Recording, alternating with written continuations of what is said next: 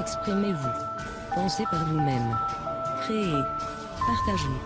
Diffusez librement et surtout ne vous taisez jamais. Lorsque nous sommes ensemble, ils ne sont rien. Le savoir est libre. Nous sommes Anonymous. Nous sommes Légion. Nous ne pardonnons pas.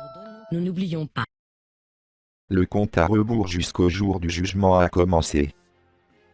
La plus féroce guerrière juridique du président Trump, Alina Habba, vient d'envoyer un avertissement terrifiant qui a semé la panique au sein de l'élite corrompue.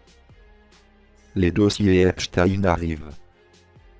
Les vérités cachées, les noms puissants, les crimes qu'il pensait devoir rester enfouis, tout cela est sur le point d'être dévoilé. Et Washington se démène pour l'arrêter. Depuis des décennies, la même cabale corrompue qui a travaillé sans relâche pour détruire Trump, truquer les élections, contrôler les médias et asservir le peuple américain a opéré en toute impunité. Elle a fait chanter les politiciens, financer des programmes mondialistes et infiltrer toutes les institutions censées servir le peuple. Mais l'horreur est venue. Donald J. Trump combat cette machine depuis le premier jour, et maintenant, leur pire cauchemar est arrivé. Une exposition totale. Alina Habba, une combattante courageuse pour Trump et la justice américaine, est passée sur Fox and Friends la semaine dernière et a tout expliqué. La transparence arrive. Maintenant, ils vont paniquer parce qu'ils ne veulent pas que quiconque sache qui était sur l'île d'Epstein, qui était un pédophile, et qui est probablement toujours présent à Washington. C'est un scandale plus grave que celui du Watergate, plus grave que n'importe quel autre scandale de l'histoire des États-Unis. Les mêmes qui ont qualifié Trump de dangereux et inapte sont les mêmes qui sont sur le point d'être dénoncés pour leurs crimes écœurants. Ce ne sont pas seulement des adversaires politiques, ce sont des monstres.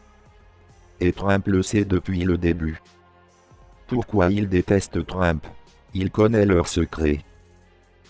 La raison pour laquelle l'État profond a passé des années à essayer de détruire Trump est simple. Trump sait qui se trouvait sur l'île d'Epstein. Trump sait qui a été victime de chantage. Trump sait où les corps sont enterrés. Trump sait comment ils ont truqué les élections, financé des réseaux de trafic et utilisé des agences gouvernementales comme armes pour cacher leurs crimes. Et maintenant, avec Pam Bondi qui s'engage à publier les dossiers Epstein et Trump plus fort que jamais, la cabale corrompue est en plein effondrement. Epstein n'était pas seulement un prédateur, il était un agent de renseignement. Soyons clairs.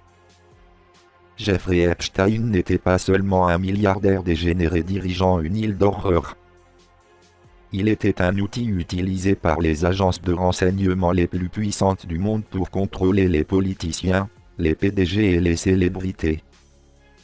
Il ne voulait pas révéler le financement qu'il recevait via les ONG, via l'UZ. Alina Habba vient de révéler l'un des plus grands secrets de l'histoire. L'opération d'Epstein était financée par des programmes gouvernementaux, des sociétés écrans et des ONG contrôlées par l'élite.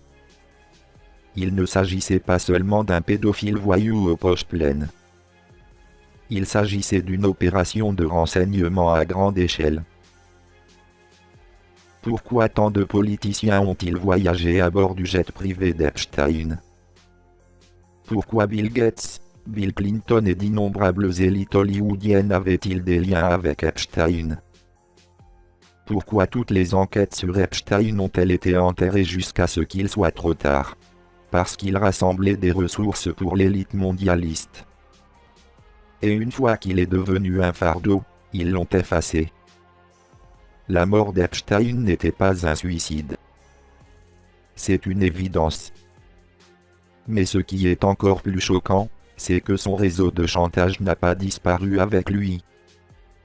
Les dossiers existent. Les preuves sont réelles. Et elles sont sur le point d'être rendues publiques.